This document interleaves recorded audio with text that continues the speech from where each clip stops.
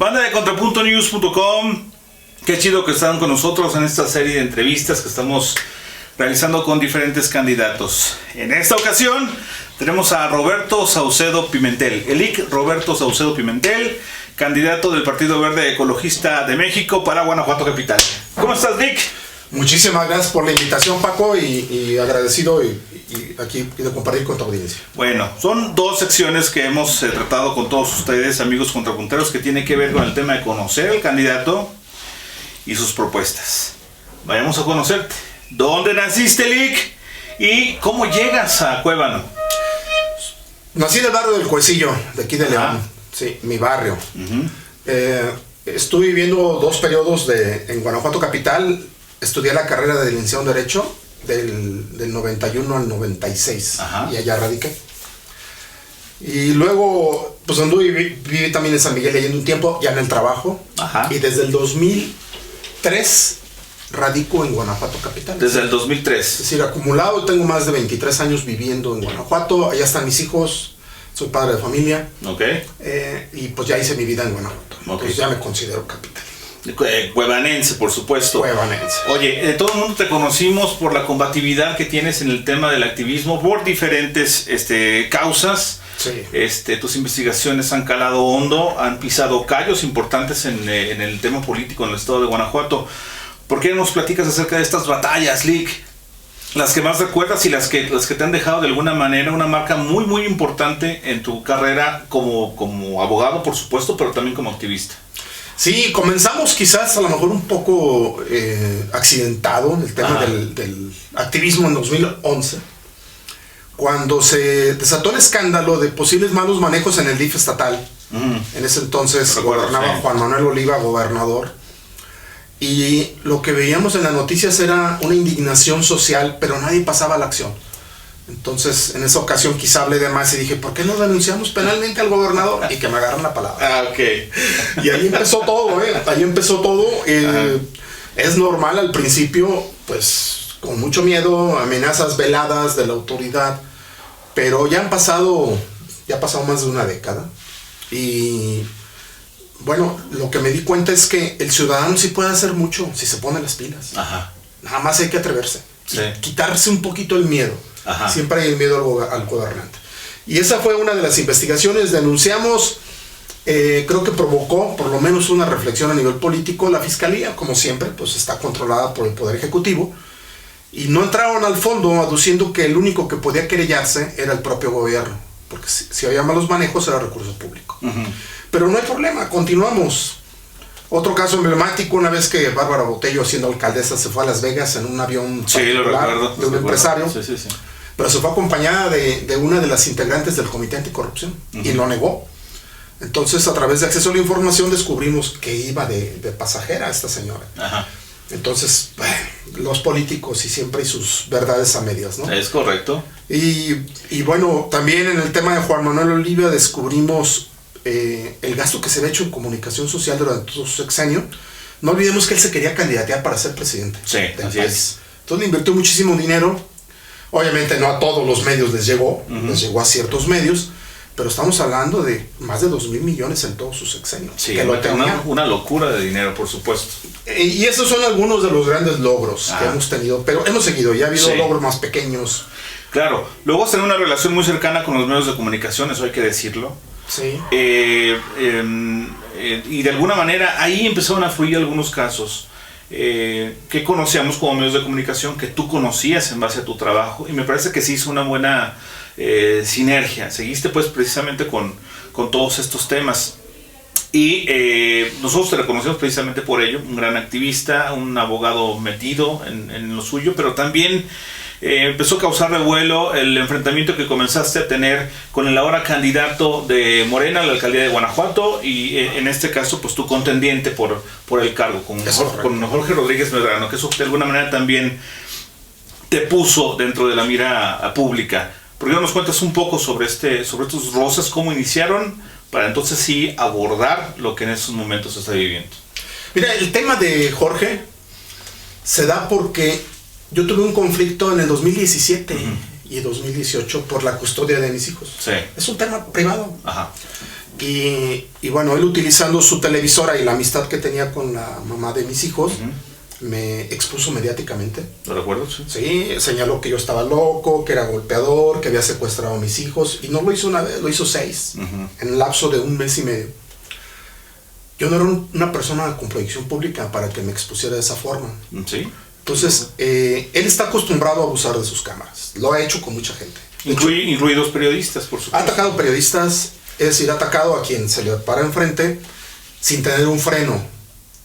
Y a lo mejor él decía que estaba loco porque estaba tomando un tratamiento en aquel entonces por un tema de depresión. Sí. Pero bueno, dije, a ver, alguien tiene que ponerle un freno. Ajá. Y decidí enfrentarme a él, pero en tribunales, porque yo no le puedo competir, yo no tengo un canal. Claro. Me enfrenté en tribunales, lo investigué y descubrí que era parte de una red de corrupción en el municipio de Guanajuato. Cada año estaba recibiendo millones de pesos. Todavía el año pasado Alejandro le dio todavía casi 3 millones de pesos. Sí. A una televisora que nació de la nada, que hoy ha crecido en Guanajuato capital al menos, y que hoy está incontrolable. El señor se siente dueño de vida y hacienda de todo el mundo. Entonces lo enfrenté en tribunales, él me demandó, él fue el que empezó con las demandas. Ajá. Me demandó por daño moral cuando descubrimos esta red de corrupción. Y demandó también a Arnoldo Cuellar. Y le ganamos. Ahorita estamos ya nada más en liquidación de gastos y cosas y nos va a tener que pagar. Arnoldo Cuellar es para quienes no lo conocen, es un destacado periodista en el estado de Guanajuato y uno de los más combativos. Es muy combativo, está actualmente en PopLab. Bueno, él también lo demandó. Y entonces, una vez que terminamos ese litigio, yo también tenía un agravio que había sido la exposición pública de mi vida privada. Lo demandé por daño moral y hace apenas un par de meses lo condenaron. Se declaró que el señor es un difamador profesional, es un calumniador profesional y lo condenaron a pagar una indemnización de 500,000 pesos que todavía no me pagan. Okay. Sí, y a publicar un extracto de la sentencia. Ajá. Ahí nació, digamos, el encono. Yo a él, la verdad, personalmente no me cae mal. O sea, lo que me cae mal es su actitud. Sí, claro. La soberbia, el abuso. Y sobre todo, la mezquindad de presentarte con una doble cara, Picón.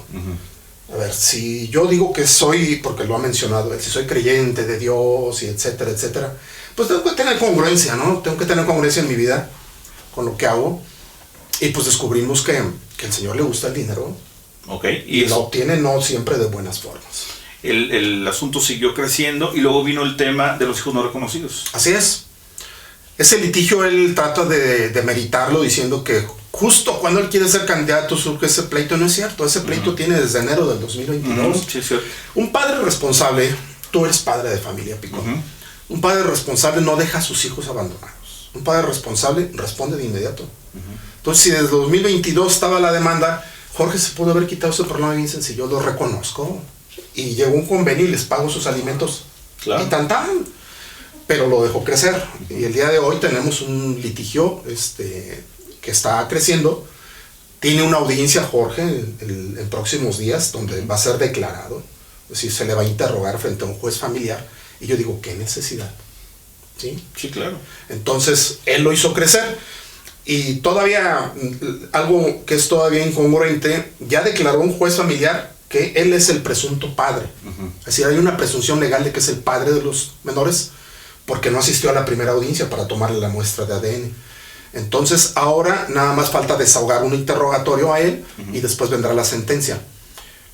Ya estando en esta etapa del procedimiento, lo más lógico y lo más sensato es, pues déjalo que avance y ya nos vamos a sentencia. Claro. Y no, promovió un amparo. Ahorita promovió un amparo para evitar pagar la pensión. O sea, dices, eso no es congruente con un ser que dice ser congruente. Bien, esta parte en la historia de Roberto Saucedo Pimentel es importante porque, como lo dije anteriormente, lo pone en la lupa pública. ¿Qué viene luego, Roberto Saucedo Pimentel? Todo el mundo te ubicamos precisamente en esas lides y de repente apareces en el Partido Verde Ecologista de México. ¿Cómo fue el acercamiento? Platícanos. Mira, ¿cómo se da la necesidad de hacer algo más que simple activismo? Tomando en cuenta esa versión que nos comentas de por qué demonios alguien no hace algo para... ¿Eso fue lo que te impulsó? Sí, claro. A ver, Guanajuato capital. Tenemos, al principio de las definiciones partidistas, tenemos dos candidatos, bueno, dos partidos punteros, el PAN y Morena, porque todavía no había candidatos. Pero luego que ya vemos la definición de los candidatos, muchos capitalinos dijimos, bueno, nos pusieron por un lado el más malo y por otro el peor. O sea, estamos hablando de dos perfiles que no garantizan mejorar las cosas. Ajá. Y luego, en lo personal, conozco los antecedentes de ambos candidatos, porque he investigado a Medrano y tengo mucha información de él que demuestra que es un tipo deshonesto, que es un tipo abusivo, que no es morenista, porque él todavía atacaba al presidente hace un par de años. Sí, lo recordamos en sus intervenciones. En su televisora, sí. Y hoy se desvive en elogios para el presidente, eso nadie se lo cree. Bueno, se lo cree su gente cercana. Y del otro lado tenemos un grupo, es decir, la persona de la candidata, yo no tengo realmente un señalamiento contra ella. La candidata de Acción Nacional. Así es, candidata de Acción Nacional, porque no tenemos un antecedente de su quehacer público. Pero sí tenemos el antecedente del clan al que pertenece. Estamos hablando de un grupo, no de una persona. Un grupo que llegó hace 6 años y asentó sus reales en Guanajuato capital y que no quiere soltar el poder. No quiere soltar el poder. Entonces, esas son las dos opciones que se presentaban al inicio. Entonces, había que hacer algo. Yo recibí la invitación de Sergio y le agradezco a Sergio. Realmente soy un ciudadano invitado como candidato. No soy militante de ningún partido. Y la idea es precisamente mostrarle a los guanajuatenses que existen otras opciones y sobre todo que ellos mismos vean los antecedentes de los dos candidatos que hoy se presentan como la última solución a todos los problemas de Guanajuato y que no lo es. Viene el debate, que ese es el otro punto que me parece que es muy positivo y un punto de inflexión ahí muy, muy importante, porque en efecto, además de permitir contrastar las diferentes propuestas políticas, también tiene que ver con el temperamento del candidato y tiene que ver sobre cómo afrontas las cosas difíciles, personales o incluso políticas. Y en ese caso te destacas. ¿Cómo sentiste ese momento? ¿Cómo fue tu preparación? ¿Y qué rebote tuviste después en las calles, después del debate? Platícanos, Roberto. Bueno, es la primera vez que hago un debate público. Tengo experiencia en debate jurídico. Sí. Es muy diferente, ¿no? Estar debatiendo en una audiencia a salir ya a debatir con políticos. Sí. Todos los aspectos de una campaña hay que cuidarlos. Entonces yo entendí que cuando subimos la campaña lo íbamos a hacer en serio. Entonces por esa razón, cuando se dio la invitación al debate, los 2 días previos al debate no hicimos campaña. ¿Te preparaste? Me enfoqué a prepararme, a hacer unas cosas, hacer una preparación profesional. Llevar datos, llevar información, no ser espontáneo, porque eso yo creo que los guanajuatenses no lo aceptarían. ¿Sí? Es decir, viene nada más a hablar, ¿no? Sí. Con datos. Y entonces decidí, dado el formato tan cerrado que tiene el IEC, decidí utilizar los espacios, el 50% en señalar a los candidatos punteros y el 50% en señalar las propuestas. Algo que es bien importante, Paco. Cualquier señalamiento que hago lo sustento en documentos. ¿Sí? No voy a inventar ahí una infamia o inventar una calumnia, no. Es porque cuando llego y señalo, usted tiene esto, es porque ya hice la investigación y tengo el soporte. Entonces creo que esa parte también le da seriedad a la propuesta y al señalamiento que hicimos en el debate. ¿Sí? Todo está sustentado. Antes de ir precisamente al rebote que tuviste en redes sociales, hablemos y entremos de lleno en las propuestas de Roberto Saucedo Pimentel para los cuevanenses. Sí. Naturalito, ¿cuáles son las principales propuestas y qué estás de alguna manera aportando para que la gente te contrate como alcalde? Bueno, primero, para poder conocer qué se debe de mejorar, primero hay que escuchar a los dolientes. Hemos estado recorriendo comunidades, colonias, barrios, en calles, etcétera, y precisamente le preguntamos a la gente, en esta zona, ¿qué necesita usted? Y creo que ya podemos tener a este momento, que es un mes de campaña, el corte, tenemos ya un corte, y podemos jerarquizar las necesidades. El cuevanense lo que nos pide en primer lugar es incrementar el tema de la seguridad. Claro. El tema de la seguridad. Y para eso, ¿qué propuesta tenemos en el Partido Verde? Ese es el eje de seguridad con 3 propuestas de solución. Una preventiva, otra correctiva y otra de reforzamiento. La preventiva, cuidar a nuestras infancias y a nuestras juventudes. ¿Sí? El tejido social está muy dañado y muchos de los problemas que tenemos en seguridad es porque al interior de las familias no hay cohesión. Se desintegraron y entonces al rato traemos a los muchachillos, niños, adolescentes, siendo adiestrados o siendo capacitados por los criminales. Por los criminales. Entonces necesitamos restaurarlo. Si la familia ya está deshecha, bueno, el Estado, ¿qué puede hacer? Vamos a tenerlos ocupados, a esos niños, en cosas productivas. Deportes, ¿sí? Para eso hay que incrementar espacios deportivos. Hay que apoyarlos incluso con alguna beca para que tomen algún curso, ¿sí? Cursos extramuros. De esa manera a los muchachos los tenemos ocupados, les enseñamos un oficio si también quieren eso, para que se vayan por un camino correcto. Okay. Quienes ya están en el problema, y hablamos de la corrección, que más bien es la rehabilitación. Tenemos una población alta ya con chavos con problemas de drogadicción. De adicción. Estos chavos en drogadicción no son delincuentes, no son criminales, son chavos que tienen una enfermedad. Una enfermedad y hay que dejar de estigmatizarlos. Y para eso el municipio tiene una responsabilidad en fortalecer los centros en donde ellos buscan rehabilitarse. O sea, ¿te refieres a los anexos? ¿Podría ser? Sí, a los anexos, pero que luego resultan ser unas verdaderas trampas de muerte. Exacto, por eso los anexos son una necesidad en estos momentos, sí, pero lo que le falta es regularlos bien. Tenemos que regularlos bien para que no se conviertan en parte del problema. ¿Tienes capacidad? ¿Tienes de alguna manera, podrías hacerlo como autoridad municipal o es un asunto que se tiene que coordinar? Hay que coordinarlo con el Estado. Es decir, si hay competencia municipal, por ejemplo, que pues, desde el uso de suelo, ¿no? Sí, vamos a instalar un centro de rehabilitación, necesitamos revisar protección civil también, que tenga ahí medidas mínimas de seguridad.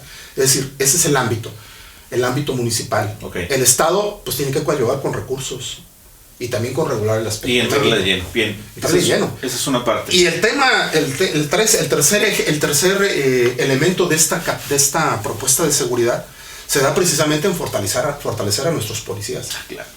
A ver, es esencial. Si el policía no se puede cuidar, no te puede cuidar. Entonces, hoy día nuestros policías, me he entrevistado con algunos de ellos. ¿Cuál es su percepción? Guanajuato capital todavía tiene cierta tranquilidad, comparado, por ejemplo, con Celaya, sí, con León, todavía tenemos cierto control. Entonces, lo que le estamos apostando es a que no se vaya por la borda ese control, es decir, que no lleguemos a los extremos de los municipios. Y para eso, ¿qué piden los policías? Auméntame el sueldo. Claro. Está muy raquítico. Dame un armamento más moderno, dame más unidades policíacas para hacer patrullaje. Eso le da percepción de seguridad al ciudadano, ver que mi policía anda circulando. Aumentar también la tecnología con el C4, cámaras en donde más se pueda, que tengamos ojos en toda la ciudad. Y sobre todo, restaurar la comunicación entre sociedad y policías. Está rota. Muchos ciudadanos no le tienen confianza a la gente. Le damos vuelta al retén, mi estimado Roberto. Sí, porque Guanajuato capital es famoso por eso. Quienes de alguna manera acudimos a Guanajuato, nosotros estamos temiendo que haya un retén, porque quizás sí, por supuesto son necesarios, pero en muchas de las ocasiones, y ha habido muchísimos casos documentados en ese tema, pues es el asunto de la mordida. Son recaudatorios, muchos. Sí, el tema de los retenes también lo hemos mencionado. Mantendríamos dos tipos de retenes que sí son esenciales. El alcoholímetro. Sí. Ha salvado muchas vidas. Ese sí se tiene que quedar. Sí. ¿Qué le vamos a quitar al alcoholímetro? La exposición del infractor ante los medios de comunicación. Volviendo al señor del partido Guinda, él tiene un rating porque su televisión es escandalosa. Genera morbo. Entonces, en los alcoholímetros detienen al conductor ebrio, pero lo exhiben en la televisión para escarnio público. Eso lo vamos a quitar, porque eso es violatorio de derechos humanos. Todos sus derechos. Sí. Todos los derechos humanos. Entonces, que el infractor cumpla con la sanción y vamos a quitarlo de las calles. Okay. Y otro, un filtro de seguridad. Una ciudad hermana, San Miguel de Allende, tiene filtros de seguridad en las entradas y salidas de la ciudad permanentes, 24/7. ¿Y qué es lo que buscan? Estar detectando precisamente si tenemos un evento criminal y va la persona queriendo salir de la ciudad, lo vamos a atorar. Okay. Bien. Para eso. Pero lo que son retenes nada más para checar documentos, eso lo vamos a eliminar. En ese tema también tu servidor promoví una queja en derechos humanos hace 2 años contra este tipo de retenes y el procurador de derechos humanos emitió una recomendación donde le dice al municipio, si vas a detener un vehículo, que sea por una infracción, no nada más para revisar documentos, porque entonces vas de pesca a ver qué le encuentras. Sí. Y eso también es violatorio de derechos humanos y hay que adecuar esa reglamentación municipal con la ley de movilidad estatal. Bien, el alcoholímetro sí, sin lugar a dudas es importantísimo. En el tema de lo que le duele también al ciudadano, que seguramente te han dicho cuando vas a ras de tierra, es el tema del bolsillo. El asunto de la chamba, el asunto de de generar día a día el sustento de las familias. ¿Es suficiente con el tema del turismo en Guanajuato? No es suficiente. Tenemos básicamente, son tres las fuentes principales, ¿no? El turismo, la minería, pero pues la minería se lleva la mayor ganancia del empresario. Sí. Y también pues somos una ciudad universitaria, ¿no? Tenemos también ingreso por los estudiantes.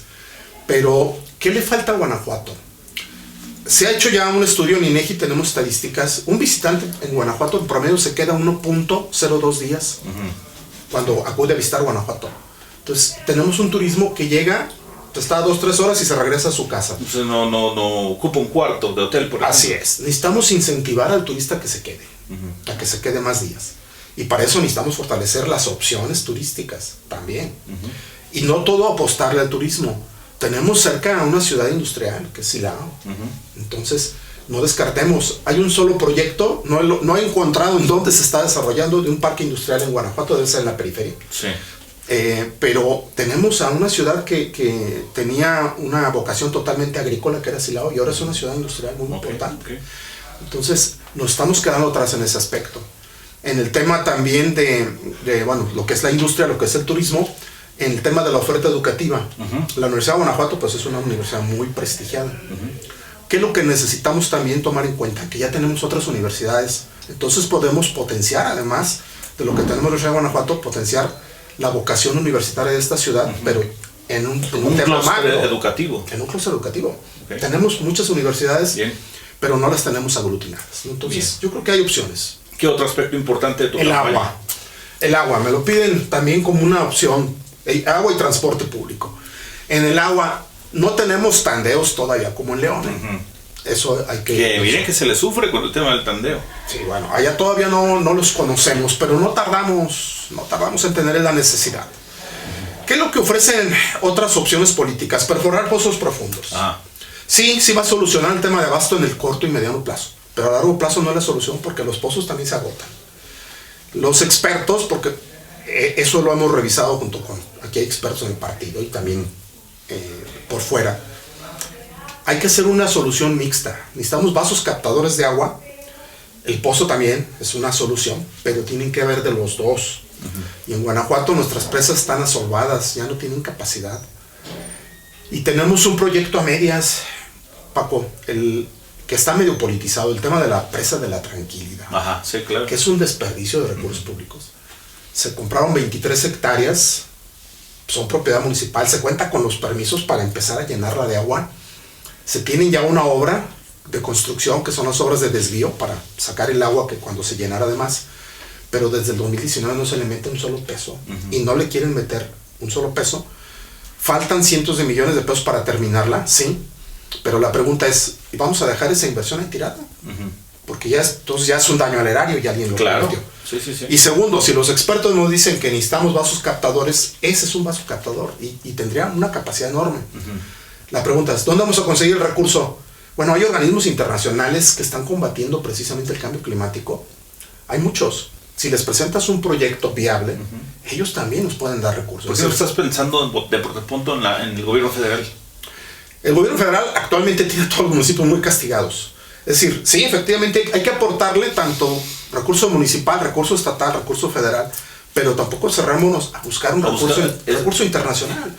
Es cuestión también de investigar y ponerse a trabajar. Si hay, en Europa sobre todo, son varios los organismos que te dan un apoyo económico importante para luchar contra el cambio climático. Tú estarías impulsando precisamente este proyecto, concluirlo. Es correcto, concluirlo. Sí, el dinero, se puede sacar de muchos lugares, nada más hay que ponerse a trabajar. Si lo queremos sacar todo el municipio, pues necesitaríamos poner a lo mejor 1000 retenes para estar extorsionando a la gente todo el día. Y pues cuando acabamos, ¿no? Pero esa no es la salida. No es la salida, por supuesto. Pues no, tendríamos que buscar algo más sensato. Claro. ¿Qué otro aspecto te has dicho la gente que le es otro de los aspectos importantísimos en Guanajuato capital? Eternamente no ha tenido un buen transporte público el cuevanense. No, se quedó atrasado décadas. Si hoy vas y te subes a un camión, te va a llegar la nostalgia, Paco, porque te vas a subir un camión que aquí en León lo teníamos hace 20 años. Sí. Sí, está estartalado, donde va un cobrador. Claro. Sí, un cobrador, el chofer, y el chofer ahí va a las carreritas. Ajá. Ese es el transporte que tenemos, y el problema es que no está abarcando todo el municipio. Hay colonias. Comunidades rurales, por supuesto. Sí, que son más de 200 en Guanajuato. Está enorme el municipio. Es decir, conocemos nada más lo bonito, pero Guanajuato capital es enorme. Es más que el centro, por supuesto. Son más de 200 comunidades y la gran mayoría están olvidadas. En el transporte público, incluso en mancha urbana tenemos ya deficiencias. Hay poco transporte, no hay horarios definidos, es de mala calidad. Pero aquí se hizo un círculo vicioso. El transportista que dice, yo no tengo dinero para cambiar mi flotilla si no me das un aumento. Y tiene años que no se puede aumentar. A nadie le gusta que le aumenten los servicios. Es una política impopular. Pero tenemos que entrar en conciencia todos los ciudadanos que si queremos un transporte público quizá nos va a costar. Hay que meterle, por supuesto. Porque se lo merece. La gente en Guanajuato y el turismo nacional e internacional se merece un buen servicio de transporte público, ¿no? Es correcto. Y se puede. Hay que buscar. Aquí en León, por ejemplo, tenemos el ejemplo. Sí es caro el transporte, pero por ejemplo hay subvenciones o apoyos para personas de tercera edad, para estudiantes. Entonces, ¿qué estarías proponiendo ahí? Ahí necesitamos modernizarlo. Y tenemos que ir de la mano con los empresarios, no podemos ir solos. Entonces, ¿qué tenemos que hacer? Voltear a ver ejemplos en donde ya ha habido políticas de éxito. Por ejemplo, tenemos el Tuzubús en Pachuca, tenemos en Querétaro, muy cercano, un sistema modernizado, y es capital también. ¿Qué es lo que se puede hacer? Bueno, necesitamos, igual que en León también, una línea principal abastecida por líneas alimentadoras. Hay espacio, por ejemplo, en la exestación, podríamos ocupar ese espacio para tener una base importante. Modernizar nuestros vehículos. Actualmente hay empresas que incluso te diseñan tus unidades a la medida de tus calles, porque Guanajuato tiene una orografía muy, muy particular, ¿no? Sí. Entonces necesitamos a lo mejor mandar a hacer a la medida ese tipo de unidades, y a lo mejor donde no tenemos mucha demanda, pues metemos ahí sprinters, camionetas, donde tenemos mucha demanda, metemos autobuses. Es decir, articularlo, modernizarlo. Los empresarios van a decir, yo no tengo dinero. Bueno, te buscamos el apoyo para que tengas un financiamiento. Hay bancos de inversión. Banobras, por ejemplo, te puede dar un apoyo y puedes empezar a crear una flotilla nueva. Es decir, darle a Guanajuato un transporte de calidad. Sí, vale la pena. Mira, tenemos poco tiempo para hacer la entrevista, pero sin lugar a dudas, a la gente en Guanajuato capital que se haya enganchado con tus propuestas, con tu forma de plantear la política, porque eso también cuenta. Claro. Puedes seguirte donde, Roberto Saucedo Pimentel, y cómo en tus redes sociales. En mis redes sociales con mi nombre, en Roberto Facebook, Saucedo Pimentel. José Roberto Saucedo Pimentel. José Roberto Saucedo Pimentel. En Instagram igual. En Twitter, ahora X, es @Pimenchu. Así está desde hace años. Y en TikTok con mi nombre. Sí, síganlo, por supuesto. El perfil de Roberto Saucedo Pimentel es muy, muy interesante, porque en efecto es un ciudadano que en algún punto de su vida se hartó, un profesionista, en este caso un profesional en el tema de leyes, y creo que me quedo con eso como lo más importante de esta entrevista. Del punto al que llegaste de por qué alguien no hace algo y cómo decidiste hacerlo tú. ¿Te quedas también con esa parte valiosa? Así es, invitar a los ciudadanos a que se involucren en la vida pública. No dejemos en manos de los políticos la política. Los ciudadanos también tenemos responsabilidad de los malos manejos. Es correcto. Tenemos que involucrar. Bueno, pues ahí tienen banda de Guanajuato Capital. Vaya que han vivido varios gobiernos. Ustedes tienen una buena oportunidad de hacer algo.